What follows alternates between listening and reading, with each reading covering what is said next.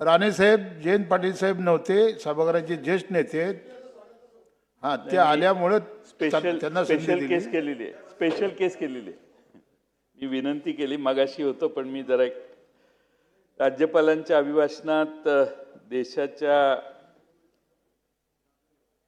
अभिभाषणाचा देशाच्या राज्यघटनेत उल्लेख आहे. ह्या अभिभाषणाला घटनेमध्ये देखील एक विशेष मूल्य आहे. आणि अध्यक्ष महोदय, राज्यपालांनी असं घटनेत म्हटलेलं आहे की ही बैठक का बोलावली हे सांगणं राज्यपालांनी अभिप्रेत आहे. संपूर्ण अभिभाषणाच्या या भाषणात याबद्दल केवळ एका ओळीचा उल्लेख शेवटी करण्यात आलेला आहे. अध्यक्ष महोदय, राज्यपालांचं अभिभाषण म्हणजे मंत्रिमंडळाचं भाष्य. म्हणजे 3 इडियट्समध्ये एक डायलॉग असतो की बोल वो रहे है लेकिन शब्द हमारे है. म्हणजे शब्द मंत्रिमंडळाचे आहेत, मंत्रिमंडळाने हे भाषण तयार करून दिलेलं असतं. आणि मला आश्चर्याचा एक धक्का बसला की या अभिभाषणामध्ये स्वर्गीय अजितदादा यांच्याबद्दल एक चकार शब्द काढलेला नाही.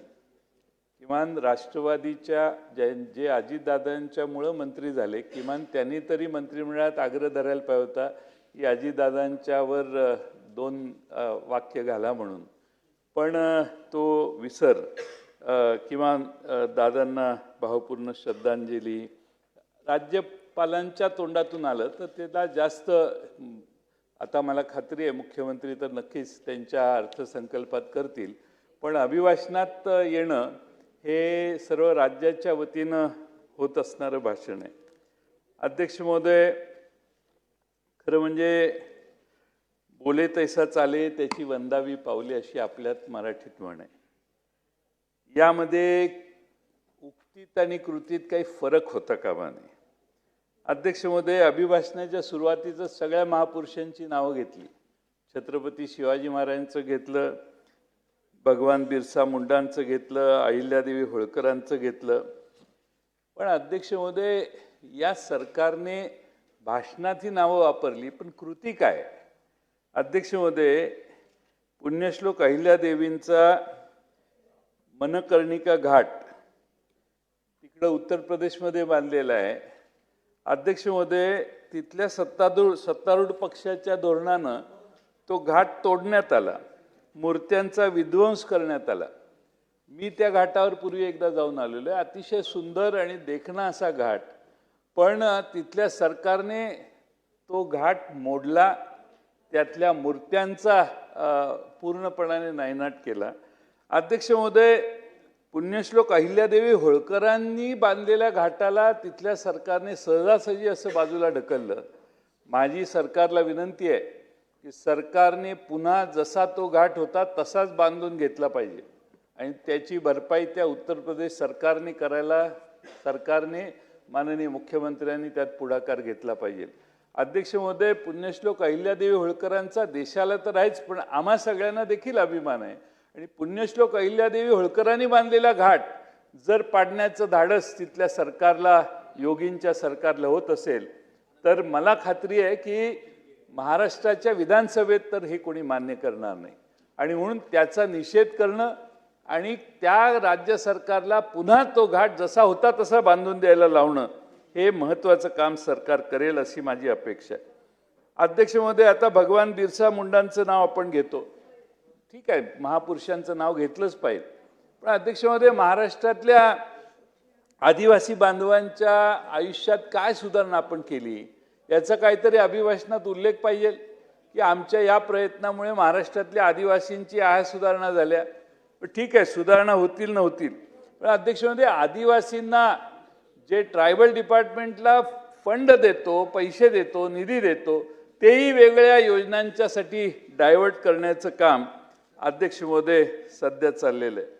अध्यक्ष महोदय, दरवर्षीप्रमाणे यावर्षी सीमा प्रश्नाचा उल्लेख आहे. अध्यक्ष महोदय, राज्य सरकार कटिबद्ध असल्याची सीमा प्रश्न सोडवण्यासाठी गर्जना राज्य सरकारने दिली आहे. तिथं अध्यक्ष महोदय आपण मोठे वकील देणार आहे. गेली कित्येक वर्ष मी ऐकतोय. मी स्वतः या संदर्भातील एका समितीचा अध्यक्ष होतो. अध्यक्ष महोदय, हा वाद कितीपर्यंत चालणार आहे? दरवर्षी अभिभाषणाच्या शेवटी कुठंतरी उल्लेख करायचा आणि विषय सोडून द्यायचा. अध्यक्ष महोदय, सर्वोच्च न्यायालयात सुनावणी प्रलंबित आहे. सन्माननीय मुख्यमंत्री महोदय हे स्वतः वकील आहेत. न्यायालयीन व्यवस्थेत बरीच ओळख आणि उडबस त्यांची आहे असं गेले काही वर्ष आम्ही बघतोय. आणि त्यामुळे अध्यक्ष महोदय, त्यांनी काही पावलं उचलली तर सर्वोच्च न्यायालयाचा निकाल देखील आपल्याला फेवरेबल लागू शकतो. आणि म्हणून माननीय मुख्यमंत्री महोदयांनी त्यांचे गुड ऑफिसेस, गुड कॉन्टॅक्ट्स याचा वापर करून ही केस पटलावर आणावी आणि त्याचं हिअरिंग पूर्ण करून महाराष्ट्रातली जे सीमा बांधव आहेत त्यांना न्याय देण्यासाठी इतर अनेक कामं आहेत. आता त्यांचं लिगल स्ट्रॅटेजी मेकिंग आणि ॲक्युमेन एवढंच चांगलं आहे की दोन पक्ष फुटले आमचे, त्यावेळी काय केलं, काय झालं आणि कसं झालं आणि त्याचं काय कायद्याचा केस कसा काढायचा हे माननीय मुख्यमंत्र्यांना चांगलं माहिती आहे. त्यामुळं त्याचा एवढ्या बुद्धीचा वापर जर महाराष्ट्रातल्या सीमा भागाला जर होऊ शकला, हा ते काय, जसं मी मगाशी सांगितलं की 3 इडियट्स मधलं वाक्य की सरकारची भाषा राज्यपाल बोलतात, तसं सरकारच्या डोळ्याकडे बघूनच वरनं हालचाल होत असेल असा माझा अंदाज आहे. माझा आक्षेप नाही, नाही तर तुम्ही उभं राहाल लगेच. पण अध्यक्ष महोदय, माझी विनंती आहे की या सीमा प्रश्नाला माननीय मुख्यमंत्र्यांनी मनावर घेतला आणि माझा भातखळकर साहेब विश्वास आहे एकदा त्यांनी विषय मनावर घेतला तर सुप्रीम कोर्टाला देखील ते सांगून ती केस लवकर लावून मेरिटनं आपल्या बाजूने निकाल कसा लावायचा हा प्रयत्न ते करू शकतात. म्हणून सभागृहात आपल्यामार्फत अध्यक्ष महोदय माझी त्यांना विनंती आहे. अध्यक्ष महोदय, आपलं राज्य पहिल्या क्रमांकावर आहे गुंतवणुकीत, नेहमीच होतं. आणि अध्यक्ष महोदय, दावोसमध्ये थंड हवेच्या ठिकाणी परिषद झाली. ती काय सरकारने भरवलेली परिषद नसते, तिथे एक छोटी खाजगी कंपनी आहे, ती सगळ्या जगातल्या गुंतवणूकदारांना त्या ठिकाणी बोलवते आणि गुंतवणूक आकृष्ट करणाऱ्यांना बोलवते. तो एक छोटासा क्लब आहे असं म्हटलं तर चालेल. आणि त्यामुळं दावोस गावातील ही एक खाजगी संस्था आहे, त्याला आंतरराष्ट्रीय कायद्यात कुठलंही स्वरूप नाही आहे, पण तिथं गुंतवणूकदार येतात हे आपल्याला मान्य केलं पाहिजे. अध्यक्ष महोदय, आपलं सरकार माननीय अभिभाषणात राज्यपालांनी म्हटलं की 18 देशातील विविध कंपन्यांशी सरकारने 30 लाख कोटी रुपये इतक्या गुंतवणुकीचे सामंजस्य करार केले आहेत आणि त्यातून 40 लाख रोजगार निर्माण होण्यास मदत होईल. चांगली गोष्ट आहे, अतिशय चांगली गोष्ट आहे, मी याचं स्वागत करतो. पण आकडेवारी जरा बघितली तर काय होईल, काय वास्तव आहे. 22 साली दावोस जागतिक परिषदेत झालेली गुंतवणूक आपल्या राज्यात होती 2.2 लाख कोटी. अपेक्षित रोजगार होते 4 लाख. 23 साली गुंतवणूक झाली 1.37 लाख कोटी, अपेक्षित रोजगार 55,000. 24 साली गुंतवणूक झाली 3,53,000 कोटी, अपेक्षित रोजगार होते 2 लाख.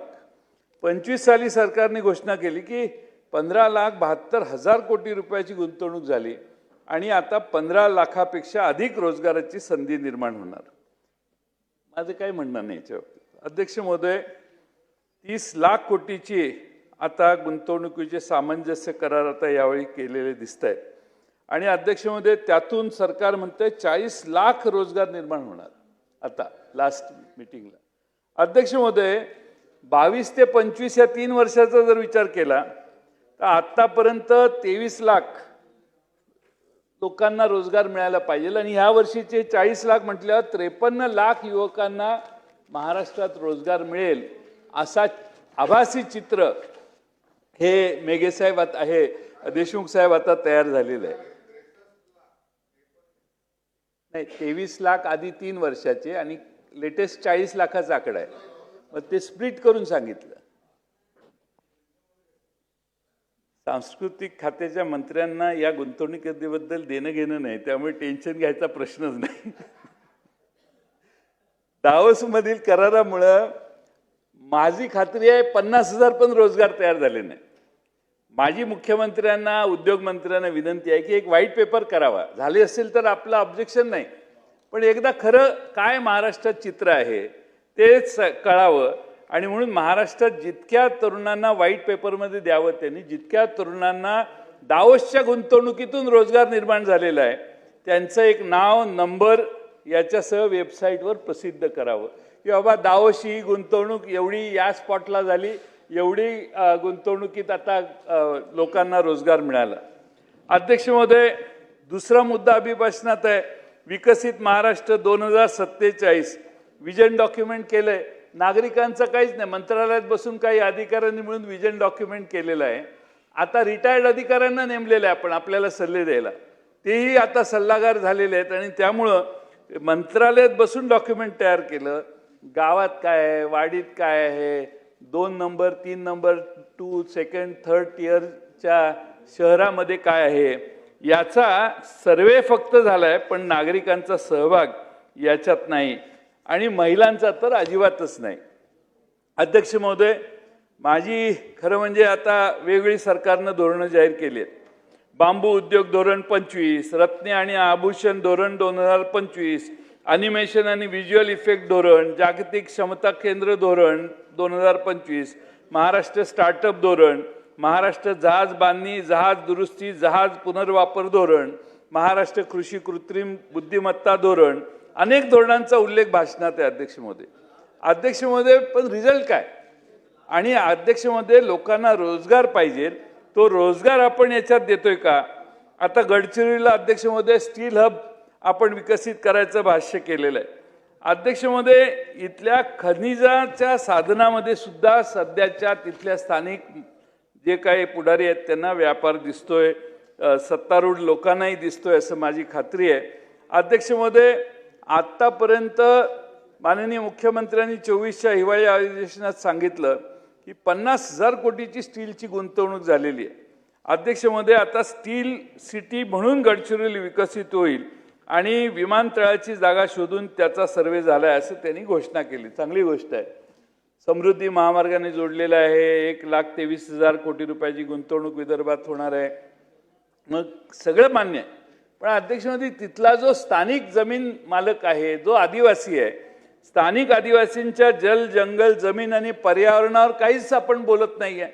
अध्यक्ष महोदय, काही भूमिका घेत नाही असा स्थानिक आदिवासींचा आता आक्षेप यायला लागलेला आहे. बांबू, तेंदू, वनौषधाची संसाधनं याकडे आपण का दुर्लक्ष करतोय? त्यांना अध्यक्ष महोदय, मुख्यमंत्री तिथं जातात त्यावेळी या आदिवासींच्या शिष्टमंडळाला, या आदिवासींना भेटलं पाहिजे.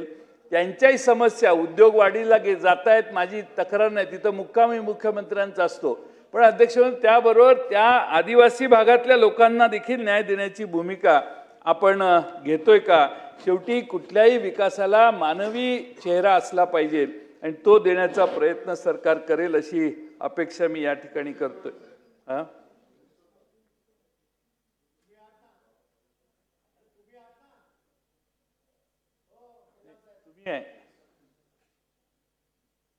नाही, तुम्ही जावा गोरेसाहेब, तुम्ही जावा. काय हे जरी गेले तरी मी कंटिन्यू करतो, तुम्ही काय काळजी करू नका. माझी काय पाठिंबा आहे, तुम्ही सुट्टी करून येणार असाल तर हरकत नाही, माझा पाठिंबा आहे, मी काय ऑब्जेक्शन घेणार नाही. तुमच्या काय आणि अध्यक्ष महोदय, आता अध्यक्ष महोदय, ज्यावेळी पंचायत राज सुरू झालं त्यावेळी आमच्या गावात अमित सरकार म्हणून देशात पहिल्यांदा सामूहिक वनहक्क घेणारे मेंढालेखा हे गाव गडचिरोली जिल्ह्यात आहे. मागील काही वर्षापासून या आदिवासींची मालकी केवळ नावाला राहिली आहे. विकासाचा भस्मासूर, आदिवासींचा आक्रोश न ऐकता चिरडून टाकला जातोय.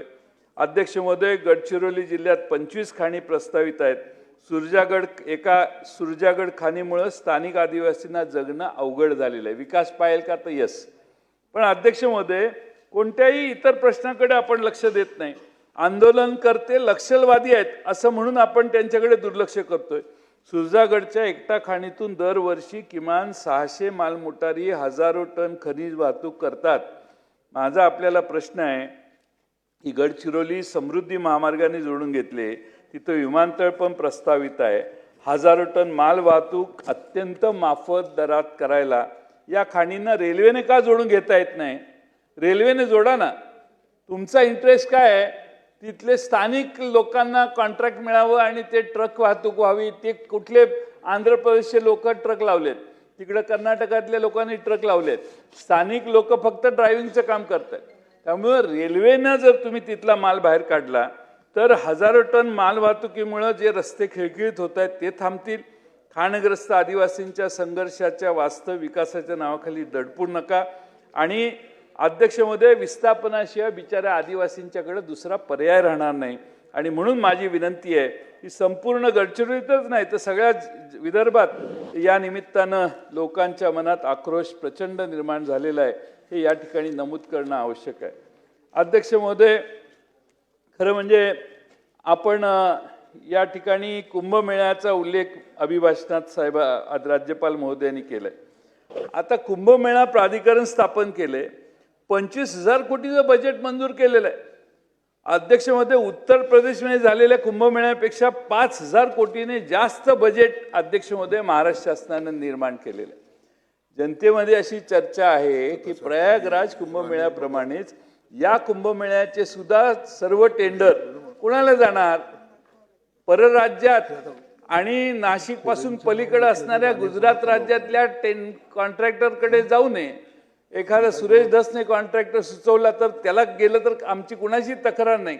महाराष्ट्रातल्या मराठी कॉन्ट्रॅक्टर आणि किमान नाशिक जिल्ह्यातल्या चांगले कॉन्ट्रॅक्टर नाशिक जिल्ह्यात आहेत, त्यांनाच काम रिस्ट्रिक्ट करा. नाशिक खानदेशात करा, पाय नगर जिल्ह्यापर्यंत या, पाय तर बीड जिल्ह्यापर्यंत या, आमची काही तक्रार नाही. पण बाहेरच्या परराज्यातल्या मोठ्या मोठ्या कॉन्ट्रॅक्टरना आपला कुंभमेळा करण्याची संधी देऊ नये अशी माझी विनंती आहे. आता 25,000 कोटीचं बजेट म्हणजे कमाल आहे अध्यक्ष महोदय. कर्जमाफीला आपल्याला पैसे नाहीत, पण तिकडं 25,000 कोटी रुपये खर्च. पूर्वी एकदा झाला होता कुंभमेळा, त्यात आणखीन थोडा डेव्हलप करायचं आहे, वाढीव सेवा निर्माण करायच्या आहेत. आणि त्यामुळं लोकांना ह्याच्यात काही भ्रष्टाचार होतोय का अशी भीती वाटायला लागली आहे. आणि तसा अनुभव देखील आता ग्रासरूट लेवलला यायला लागलेला आहे. आणि म्हणून आपल्याकडं लाडक्या बहिणींना 1500चे 2100 करायला पैसे नाहीत. अध्यक्ष महोदय, कर्जमाफीसाठी पैसे नाहीत. शेतकरी मेटाकुटीला आलाय. 2018 पासून 6,000 रुपये आपण अनुदान देतो, त्यात 1 रुपयाची पण आपण वाढ केलेली नाही.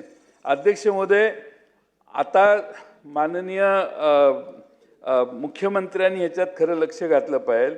नाशिकमध्ये कुंभमेळ्यात CCTVचं काम पूर्वी मागच्या 10 कोटीत झालेलं, आता ते काम 300 कोटीवर गेले. 30 पट वाढ झाली. एवढे महाग नाही आहेत, उलट CCTV कॅमेरे स्वस्त झाले आहेत अध्यक्ष महोदय. किंमत वाढणारी व्यवस्थाच नाही आहे, हे तीच नाही आहे कॅमेऱ्याची. टेक्नॉलॉजी एवढी पुढे गेलेली आहे. आणि म्हणून अध्यक्ष महोदय, 10 कोटीचं पूर्वी झालेलं काम आता 300 कोटी कशाला लागतात याचंही स्पष्टीकरण सभागृहाला मिळणं आवश्यक आहे. अध्यक्ष महोदय, खरं म्हणजे तुम्ही शेतकऱ्यांच्या अनुदानात काही वाढ करत नाही, पण टेंडरच्या किमती शेकडो पटीनं वाढायला लागलेल्या आहेत. 2015 या अनियमिततेची चौकशी करण्याचे आदेश मुख्यमंत्री महोदयांनी दिले होते. त्याचा अहवाल 11 वर्ष झालं तरी अजून सार्वजनिक करण्यात आलेला नाही. मुख्यमंत्र्यांना आमची विनंती आहे, कुंभमेळ्याच्या नावावर हा जो गैरकारभार चालू आहे त्यावर मला नाशिकचे कायमचे रहिवासी असणारे साहित्यशास्त्रातील सर्वोच्च पुरस्कार मिळवलेले कुसुमाग्रजांची कुंभमेळ्यावर लिहिलेली सिंहस्थ नावाची कविता आठवते. तुम्ही ही कविता ऐका. कविता आहे म्हणून, आणि ती कुसुमाग्रजांची आहे. व्यर्थ गेला तुका व्यर्थ ज्ञानेश्वर, संतांचे पुकार वांज झाले. रस्तो रस्ती साठे बैराग्यांचा ढीग, दंभ शिगोशीग तुडुंबला. आले खडग हाती नाचती गोसावी, वाट या पुसावी अध्यात्माची. कोणी एक उभा एका पायावरी, कोणास पथारी कंटकाची. असे जपी तपी प्रेक्षकांची आस, रुपयांची रास पडे पुढे. येथे 100ला लाभतो प्रवेश, तेथे लक्षाधीश फक्त जातो. तुका म्हणे ऐसे माइंदे माइंद, त्यापाशी गोविंद नाही कुसुमाग्रज. कुसुमाग्रजांनी लिहिलेलं याचं एक छोटंसं वर्णन आहे. अध्यक्ष महोदय, दुसरा एक सामाजिक प्रश्न आहे, आणि आपण हा शेवटचा प्रश्न नंतर नाही बघितलं तरी चालेल माझ्या या भाषणाकडे. महाराष्ट्र विद्यार्थी सुरक्षा संरक्षण व मानसिक कल्याण धोरण 2025 आपण तयार केले आणि अभिभाषणात विद्यार्थ्यांच्या मानसिक आरोग्याच्या प्रश्नाचा उल्लेख माननीय राज्यपाल महोदयांनी केलाय. अध्यक्ष महोदय, सर्वाधिक राज्यात महाराष्ट्रातच आता सर्वाधिक विद्यार्थ्यांच्या आत्महत्या सुरू झालेल्या आहेत आणि उपाययोजना करायला पाहिजे. नैराश्य विद्यार्थ्यांचं प्रचंड वाढतंय. मैदानी खेळ खेळण्याचं प्रमाण प्रचंड कमी झालेलं आहे. मोबाईल आणि सोशल मीडियाच्या वापरामुळं अगदी लहान मुलांना देखील आता मोबाईल मिळायला लागतात. मी आजच सकाळी मोदी साहेबांचा एलॉन मस्क याच्याबरोबरचा फोटो बघितला. त्यावेळी 2 लहान मुलं एलॉन मस्कची मोदी साहेबांना भेटताना शेक हँड करताना आहेत. त्या मुलांच्या हातात मोबाईल नाही, लॅपटॉप नाही, आयपॅड नाही, काही नाही. त्यांच्या हातात पुस्तक आहेत आणि त्यामुळं अध्यक्ष महोदय, महाराष्ट्रातल्या नव्या पिढीला, तरुण पिढीला पुस्तकं हातात देण्याचं काम आपण केलं पाहिजे. आणि म्हणून अध्यक्ष महोदय, महाराष्ट्रातल्या सगळ्या शाळांमध्ये वाचन संस्कृती वाढली पाहिजे आणि मोबाईल वापर करण्याच्या बाबतीत सरकारने काहीतरी आपण विचार करून काहीतरी कारवाई करा. झालेली ना, एवढा वेळ तुमचा मी घेणार नाही, कारण वर सभा चर्चा झालेली असली तर तुम्ही काहीतरी करालच. पण काहीतरी अध्यक्ष महोदय, लहान मुलांनी मोबाईल वापरण्याच्यासाठी कुठेतरी बंद करण्याचा, जनजागृतीसाठी जाहिरात तर करा. तुमच्या सगळ्यांचे फोटो देऊन तुम्ही जाहिराती देताय, तुमचे फोटो काढा आणि फक्त ही जनजागृती कशी होईल, तुम्हाला नाही, तुमचं पण दुसऱ्यांचं आहे. मी तुम्ही आहे म्हणून तुमच्याकडे बघतो. जनजागृती कशी होईल हे याविषयी बघण्याचं काम आपण अध्यक्ष महोदय केलं पाहिजेत. आज खरं म्हणजे अध्यक्ष महोदय, मी या ठिकाणी काल परवा एक मंत्री नाशिकमध्ये शासकीय कार्यक्रमात म्हणजे राज्यपालांनी डॉक्टर आंबेडकर साहेबांचं नाव घेतलेलं आहे. आता शासकीय कार्यक्रम प्रजासत्ताक दिनाचा होता. त्यात आपले एक मंत्री, आता त्यांचं नाव घेत नाही, ते आमचे मित्र आहेत म्हणून, पण कार्यक्रम काय होता तर प्रजासत्ताक दिनाचा, आणि चक्क डॉक्टर बाबासाहेब आंबेडकरांचं नावच त्यांनी घेतलं नाही. अध्यक्ष महोदय, हे सर्वात जगातलं सर्वश्रेष्ठ असं संविधान कुणी आपल्याला हातात दिलंय तर डॉक्टर बाबासाहेब आंबेडकरांनी दिलंय. त्यांचं नाव विसरणं हा एक प्रकारचा गुन्हा आहे असं माझं मत आहे. आज या ठिकाणी मी मगाशी सीमावादावर बोललो तर माझी विनंती सरकारला आहे की आपण आता एवढी MBBS कॉलेजेस काढलेली आहेत महाराष्ट्रात. आमचं सरकार असताना प्रत्येक जिल्ह्यात MBBS कॉलेज काढायचा असा निर्णय झाला. आता कॉलेजेस वाढलेली आहेत. तर पूर्वी आपण सीमा भागातील मराठी बांधवांसाठी 8 जागाच राखीव ठेवलेल्या होत्या. 8 जागा ते फार पूर्वीपासून चालू आहे. माझी सरकारला आपल्यामार्फत विनंती आहे की 8 जागाच्या ऐवजी त्या 30 जागा कराव्यात. म्हणजे सीमा बांधव जे आपले आहेत त्यांना महाराष्ट्रातल्या वेगवेगळ्या कॉलेजमध्ये एक जागा ठेवली तरी 30 कॉलेजेस आहेत आपली, तर ती मुलं त्या ठिकाणी शिकू शकतील, मेरिटनं शिकू शकतील. म्हणून सीमा भागातल्या बांधवांच्यासाठी MBBS कॉलेजमध्ये आरक्षित जागा ठेवाव्यात, 30 जागा ठेवाव्यात अशी माझी. 8 जागा आहेत ऑलरेडी, त्याचं 30 जागा वाढवाव्यात अशी माझी विनंती आहे. शेवटी अर्थकारणावर जास्त वेळ बोलून घेत नाही, पण GDPमध्ये राज्यपाल महोदयांनी यावर्षी भाषणात सांगितलं की 13.5% देशाच्या GDPमध्ये महाराष्ट्राचा वाटा 13.5% आहे. पण मागच्या वर्षीच्या भाषणात अध्यक्ष महोदय, राज्यपाल महोदय असं म्हटले की 14% आहे. म्हणजे राज्यपाल महोदय सांगतायत की आमचा 0.5% देशातल्या इकॉनॉमीमध्ये कमी झाला. हा एक गंभीर प्रश्न राज्यपालांनी सभागृहाला सांगितलेला आहे आणि त्याची नोंद घ्यावी. आमच्याकडे फार मोठी गोष्टी आहेत आणि यावय त्यावय, पण टक्का कमी झालेला आहे, हेही तेवढीच वस्तुस्थिती. आता बेरोजगारी, तुम्ही म्हणता आमच्याकडे गुंतवणुकी जास्त झाल्या. 10 फेब्रुवारीला periodic labour force survey report प्रकाशित झाला. 15 ते 29 या वयोगटातील युवकांचे बेरोजगारीचे प्रमाण 13.1% आहे. आणि एक शॉकिंग आकडा असा आहे की जे जुलै सप्टेंबरमध्ये महिलांची बेरोजगारी 16.4% होती, ती आता वाढून 19.1% झाली आहे. अध्यक्ष महोदय, एक महत्त्वाचं म्हणजे शहरातील पुरुषांच्या बेरोजगारीमध्ये दुप्पट वाढ झालेली आहे. अध्यक्ष महोदय, तुम्ही एवढी गुंतवणूक आली तेवढी आली एवढं सांगताय, मग एवढी बेरोजगारी का वाढते? प्रत्यक्षात तसं दिसत नाही असा त्याचा अर्थ आहे. आणि हे मी नाही काढलेलं, तर 10 फेब्रुवारीला पिरियडिक लेबर फोर्स सर्व्हेनं प्रकाशित केलेली ही आकडेवारी आहे. म्हणजे बेरोजगारी महाराष्ट्रातली वाढते आहे आणि त्यात महिलांची वाढते आहे, त्यात शहरातली वाढते आहे. हे अध्यक्ष महोदय आपण लक्षात घेतलं पाहिजे. आणि म्हणून रस्ता बांधायचा, हायवे बांधायचा म्हणजे विकास, एवढा विकासाचा मर्यादित अर्थ नाही आहे. एवढीच मी अध्यक्ष महोदय सरकारला विनंती करेन. खरं म्हणजे अध्यक्ष महोदय, राज्यपाल महोदयांनी त्यांच्या भाषणात मागच्या वर्षी 5,000 कोटी रुपये सरकार सबसिडी प्रमोशनसाठी आणि इंडस्ट्रियल ग्रोथसाठी देणार असं सांगितलेलं होतं. आम्हाला सरकारने सभागृहात सांगावं की ते 5,000 कोटी रुपये कुणाला दिले, इंडस्ट्रीचं काय प्रमोशन झालं आणि यातून किती उद्योग निर्माण झाले. कारण PLFSचे आकडे तर अजूनही 13% तरुण बेरोजगारांचेच दिसत आहेत. हे अध्यक्ष महोदय आपण करा. परत कंत्राटदार आपले महाराष्ट्रात वेगळी कॉन्ट्रॅक्ट घेतलेल्या मुलांचे 77,500 कोटी रुपये अजून थकलेले आहेत अध्यक्ष महोदय. त्यांनी तर सोनी घाण करून घाण ठेवून आपला उद्योग केलाय. आता सरकारकडून पैसे येत नाहीत म्हणून घरदारं विकून बँकांची कर्ज भागवण्याचं काम अध्यक्ष महोदय करत आहेत. अध्यक्ष महोदय, आणखीन एक महत्त्वाचा मुद्दा आहे की राज्य निर्यात सज्जता निर्देशांकामध्ये राज्यपालांनी सांगितलं देशात आपण पहिल्या क्रमांकावर आहे, चांगली बाब आहे. पण अध्यक्ष महोदय, कांदा निर्यातीचा प्रश्न अद्याप सुटलेला नाही. ताजं उदाहरण देतो. केंद्र शासनाने निर्यातदारांना दिल्या जाणाऱ्या निर्यातीत वस्तूवरील कर व शुल्क परतावा योजनेत तात्काळ प्रभावाने 50% कपात करण्याचा निर्णय घेतलेला आहे. म्हणजे हे धक्कादायक आहे भातखळकर साहेब. म्हणजे सरकार आता सगळ्या ग्रांट्स कमी करायला लागले आहेत. ते पाणी पुरवठा गुलाबराव पाटलांना विचारा, केंद्र सरकारने हात काढून घेतले. त्यांच्या पाणी पुरवठ्याचा बोजवारा वाढण्याची शक्यता आहे. आता अध्यक्ष महोदय, निर्यात जर कमी झाली तर आधीच कांद्याचे, आता नाशिक जिल्ह्यात आंदोलन चालू आहे, उपोषणाला लोक बसलेले आहेत अध्यक्ष महोदय. कांद्याचे दर 600-700 रुपयावर खाली आलेले आहेत. आणि अध्यक्ष महोदय, कांदा उत्पादन 1,600 रुपये किमान कांदा उत्पादन खर्च आहे. 2,000 रुपये तर कांदा उत्पादकांना मिळाले पाहिजेत. या आता 600-700 रुपये आलेले आहेत अध्यक्ष महोदय. लासलगाव सारख्या प्रमुख बाजार समितीत या दरावर बघा तुम्ही काय होतंय. पण अध्यक्ष महोदय, नाशिक जिल्ह्यात चांदवड भागात आता आंदोलन चालू आहे, उपोषणाला लोक बसले आहेत दर खाली कोसळले म्हणून.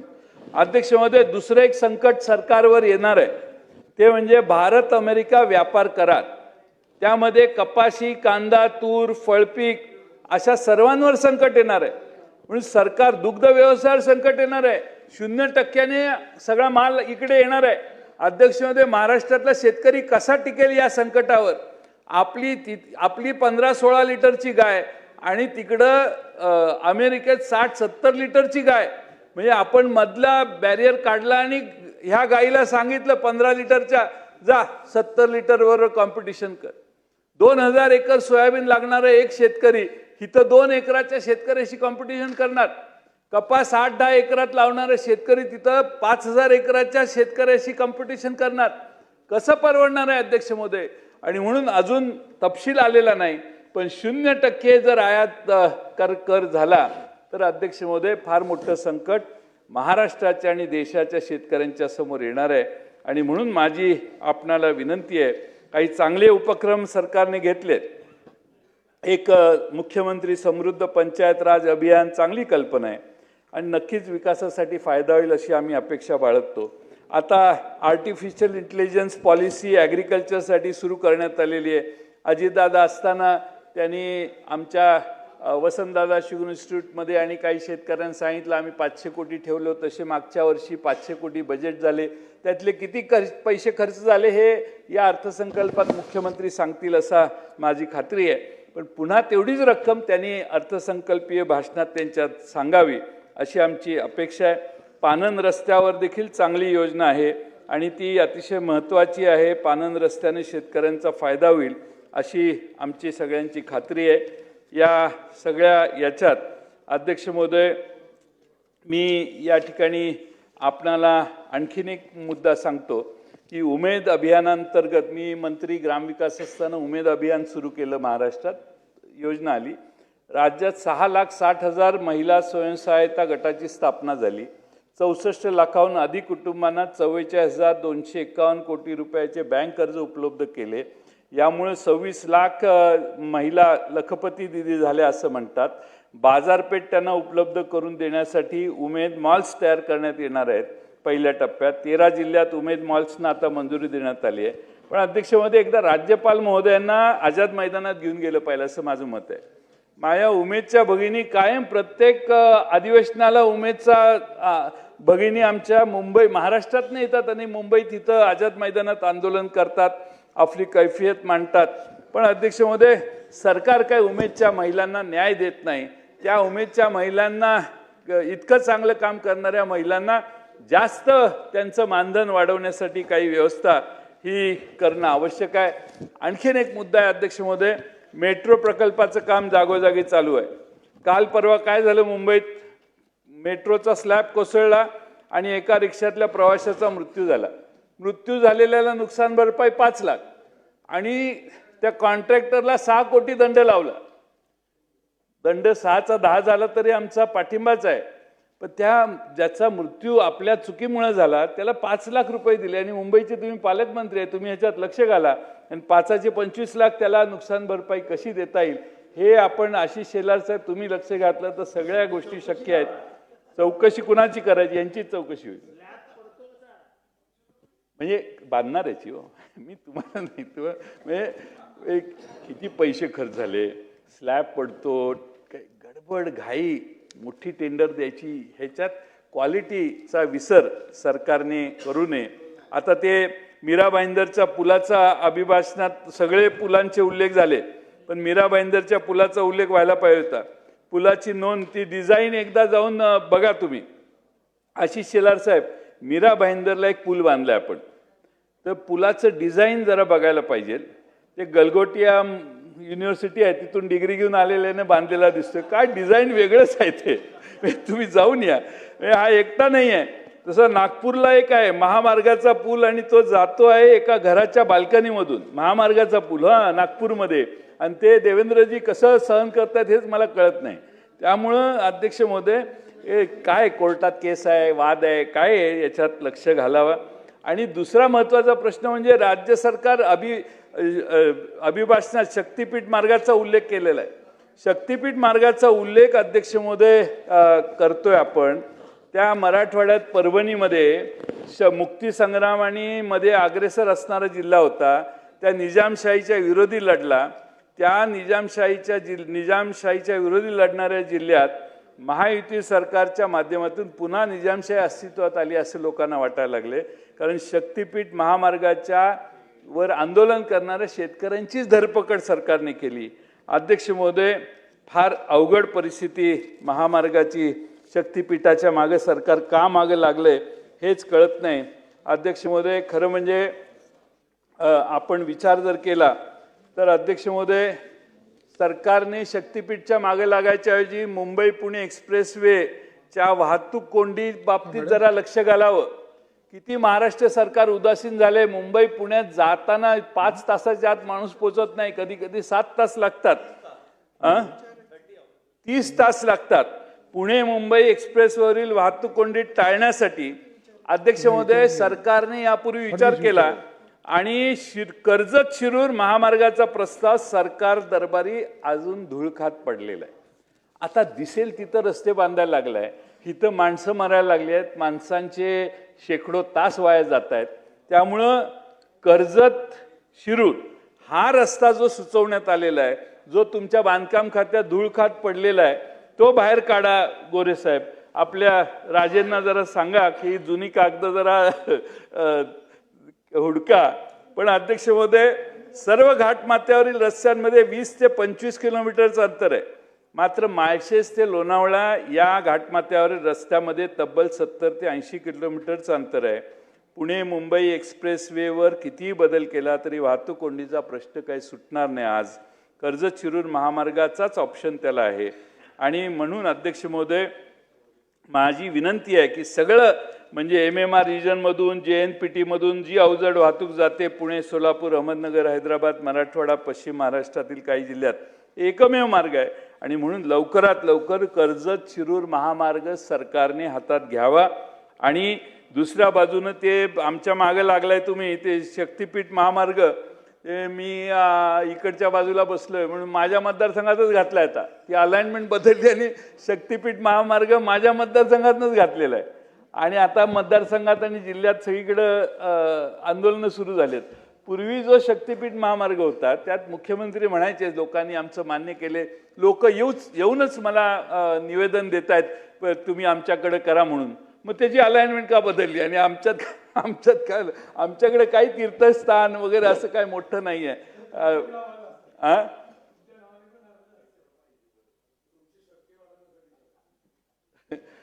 अहो आमच्या एकदम मतदारसंघात आलं असं करू नका. आमची शक्ती नाही वाढली तर चालेल, आम्ही शरण येतो, पण लोकांच्या जमिनी पिकण्या म्हणजे 1 इंच माझ्याकडे ड्राय लँड नाही आहे, सगळी पानसळ केली आम्ही सगळ्यांनी. पण ती जमीन आता जर तुम्ही घ्यायला लागला तर अवघड आहे. मी या ठिकाणी आणखीन एक मुद्दा मांडतो आणि माझं भाषण मी संपवतो. अध्यक्ष महोदय, महाराष्ट्रामध्ये सुमारे 1800 सहकारी पाणी पुरवठा संस्थांना महावितरण लघुदाब आणि उच्च दाबाद्वारे विद्युत पुरवठा करत असते. अध्यक्ष महोदय, मध्ये सरकारने दरवाढ केली, वीज नियामक आयोगाने, सरकारने नाही. 1 एप्रिलपासून 5 रुपये 16 पैसे, त्यातलं 1 रुपया 16 पैसे शेतकऱ्यांनी भरले. त्यांची उरलेली रक्कम त्यांच्या अकाउंटवर आली, ते त्यांना सवलती मिळाल्या.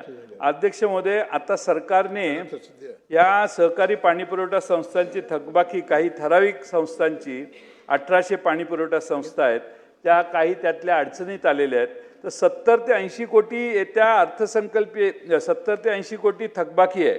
आमचे कोरे साहेब नेहमी या मुद्द्यावर बोलत असतात की राज्य सरकारचं अनुदान, या योजना केल्या त्यावेळी 25% राज्य सरकारचं अनुदान मिळणार होतं, ते मिळावं म्हणून त्यांनी विधानसभेत एक प्रस्ताव मांडला. आम्ही त्यावेळी त्यांचा पुरस्कार पाठिंबा दिला. पण राज्य सरकारने मुद्दलच द्यायचं ठरवलं. आता राज्य सरकार मुद्दलवर व्याज ॲड करून देणार आहे, तर ते ह्या अर्थसंकल्पात त्याचा उल्लेख राज्य सरकारने करावा अशी माझी विनंती आहे. आणि त्याचबरोबर अध्यक्ष महोदय, दुसरी विनंती की आपण आता 1 हॉर्स पॉवर ते 7.5 हॉर्स पॉवर सगळ्यांना मोफत वीज देतोय. अध्यक्ष महोदय, या ज्या सहकारी संस्था आहेत त्याच्यामध्ये कुठल्याही संस्थेमध्ये पर शेतकरी 1 हॉर्स पॉवर किंवा 1.5 हॉर्स पॉवर किंवा 2 हॉर्स पॉवर पेक्षा जास्त कुणाची हॉर्स पॉवर नाही आहे, वाट्याने येणारी आहे. म्हणजे 2000 शेतकरी आहेत, 500 शेतकरी आहेत, त्यांच्या वाट्याला 1 हॉर्स पॉवर किंवा 2 हॉर्स पॉवरच आहे. तर ते सगळे बिल त्यांचं माफ करावं सगळ्या राज्यातल्या सहकारी संस्थांचं, अशी माझी विनंती आहे. आणखीन एक शेवटचा मुद्दा आहे अध्यक्ष महोदय, ड्रग्सचा. एवढा सुळसुळाट सगळ्या अंमली पदार्थांचा झालाय की आपले आमदार योगेश सागर यांनी काय केलं माहिती आहे का तुम्हाला? योगेश सागरनी त्यांच्या मतदारसंघातल्या एका दुकानात जाऊन अंमली पदार्थाचं तिथलं हे सगळं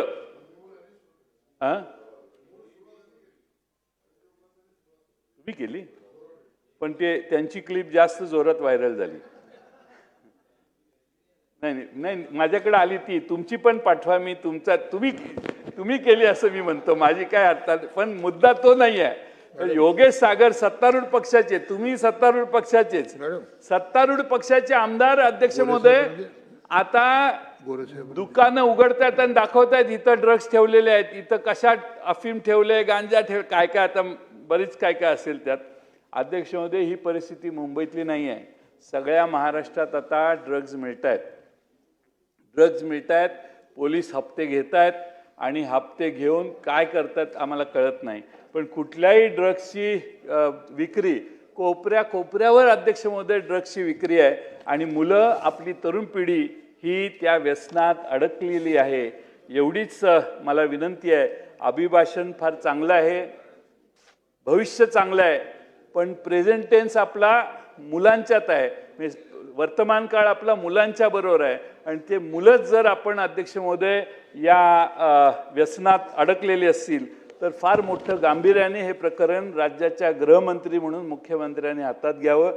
त्यांनी त्यांच्या भाषणात सांगावं की ड्रग्जसाठी काय करणार आणि ड्रग्ज महाराष्ट्रात बंद होतील. जसं आमच्या आरारावांनी ते डान्स बार बंद केले, तसे महाराष्ट्रात ड्रग्ज बंद करतो अशी घोषणा उत्तराच्या भाषणात माननीय देवेंद्र फडणवीसांनी केली तर त्यांचं कौतुक होईल महाराष्ट्रात अशी माझी खात्री आहे. आणि आता लास्ट मुद्दा मांडतो आणि मी माझं भाषण पूर्ण करतो. अध्यक्ष महोदय, मॅडम ते दुसरीकडेच गेले. एक आपला शिक्षण विभागाचा, तुम्ही साहेब ऐका, हे शिक्षण विभागाचा सांख्यिकी अहवाल नुकताच फेब्रुवारी 26 मध्ये प्रकाशित झालाय. त्यात काय सांगितलंय, 1164 शाळा राज्यामध्ये आहेत की मुलींसाठी स्वतंत्र प्रसाधनगृहाची सोय नाही. 3,328 शाळांमध्ये वीजही नसल्या नाहीये. अध्यक्ष महोदय, मुलींसाठी स्वतंत्र प्रसाधन असलेल्या शाळांमध्ये 1043 शासकीय, 64 खाजगी अनुदानित आणि 20 खाजगी विनानुदानित आणि 37 सेल्फ फायनान्स शाळांचा समावेश आहे. आणि याचं सगळ्यात जास्त प्रमाण हे बीड जिल्ह्यात आहे, हिंगोलीत आहे, नांदेडमध्ये आहे, परभणीमध्ये आहे, गडचिरोली, जळगाव, अमरावती, नाशिक, सिंधुदुर्ग या जिल्ह्यामध्ये 50 ते 100 शाळांमध्ये सदरून सुविधा उपलब्ध नसल्याचं समोर आलेलं आहे. तुम्ही माझ्या जिल्ह्यात या, माझ्या जिल्ह्यात 550 525 शाळा अशा आहेत की ज्याच्यामध्ये लास्ट शेवटचा मुद्दा, शाळा 525 शाळा अशा आहेत की ज्यात मुलींचं टॉयलेट वेगळं आहे, मुलांचं टॉयलेट वेगळं आहे. 5 स्टारमध्ये गेल्यावर जसं टॉयलेट असतं तसं माझ्या जिल्हा परिषदेच्या सांगली जिल्ह्यातल्या जिल्हा परिषदेच्या शाळामध्ये टॉयलेट्स आहेत. हात धुवायचं, हँड वॉशिंग स्टेशन, ग्रॅनाईटचं भातखळकर साहेब आहे, तुम्ही माझ्या मतदारसंघात या एकदा. आणि शाळा सगळ्या टापटीप आहेत आणि अतिशय उत्तम शाळा आमच्या सांगली जिल्ह्यात उभ्या झालेल्या आहेत. पण ही आकडेवारी महाराष्ट्रातली जर वाचली तर आपली सगळ्यांची मान शर्मेने खाली जाईल. म्हणून माझी विनंती सरकारला आहे की सांगली जिल्ह्यात जे आम्ही मॉडेल स्कूल केलेलं आहे, अजितदादांनी मागं घोषणा केलेली, हे मॉडेल स्कूलचं जे सांगली जिल्ह्यात केले ते आम्ही सगळीकडे रिप्लिकेट करू. तर माझी मुख्यमंत्र्यांना विनंती आहे की त्यांनी याच्यात लक्ष घालावं आणि महाराष्ट्रात सगळ्या शाळांमध्ये, जिल्हा परिषदेच्या शाळात आणि शासकीय अनुदानित शाळात मुलांचं आणि मुलींचं टॉयलेट वेगळं असावं, स्वच्छतागृह याची व्यवस्था करावी. या राज्यपालांचं अभिभाषण जरा मोठं आहे, जरा काय 5 ट्रिलियन इकॉनॉमी, त्याच्यावर भाषण करायला मी अर्थसंकल्पात त्याच्यावर बोलेन.